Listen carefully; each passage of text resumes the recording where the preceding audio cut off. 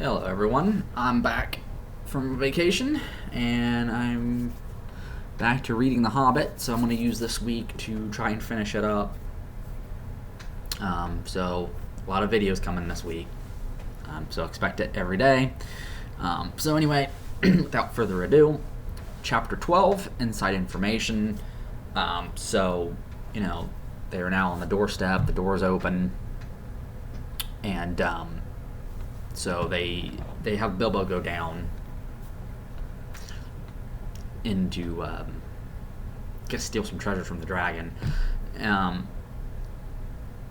and he steals a cup, and the dragon basically wakes up, and from this point he pretends to be asleep, but he's actually watching the door. Now, this incident with Bilbo stealing this cup, in Beowulf, there's a scene where it's at the end. Beowulf is an old man. He's king. Some guy goes into a dragon horde and steals a cup from this dragon, and so the dragon wakes up and attacks Beowulf's country, and so Beowulf goes out to fight him.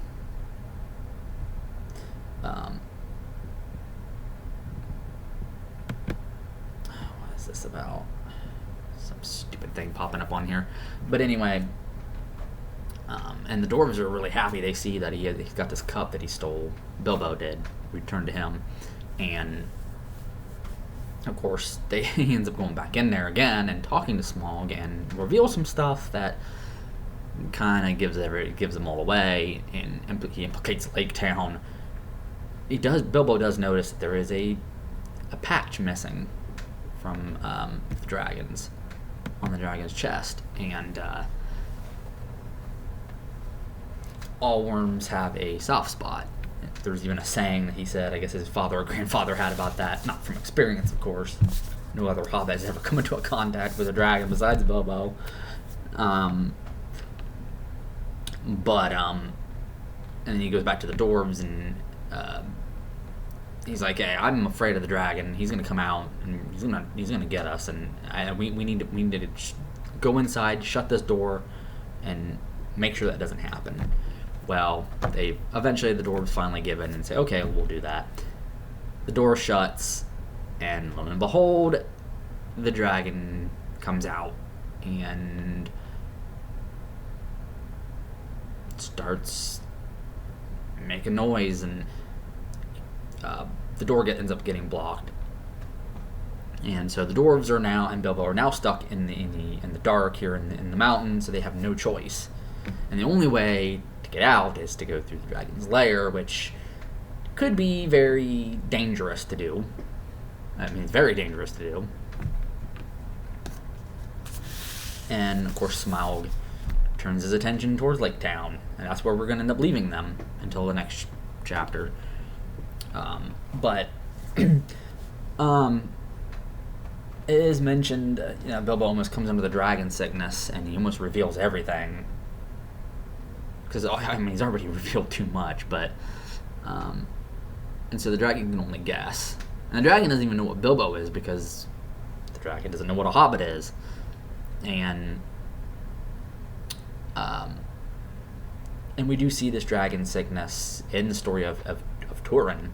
Remember what happens there when him and his sister come under the dragon's spell. They don't even know they're brother and sister when they meet, and how that ends. And that's a very tragic story.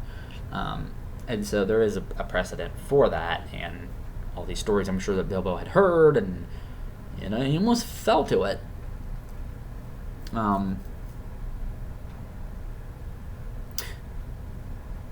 But yeah, and dragons have always, for me, been one of my favorite mythical creatures ever since I was a kid.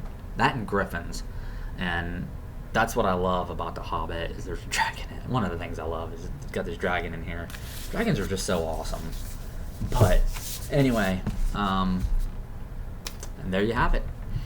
I'm hoping these videos get shorter now, since chapters are getting shorter and there's not much left to say. But And then we get to the Lord of the Rings, which I can't wait to do. That's going to be fun. But anyway, I hope you all enjoyed this video. And I'll be back tomorrow with a couple more. And like I said, I'm going to try to get The Hobbit finished this week. So got to get cracking on that. So anyway, that's all for today. I will catch you all tomorrow. Later.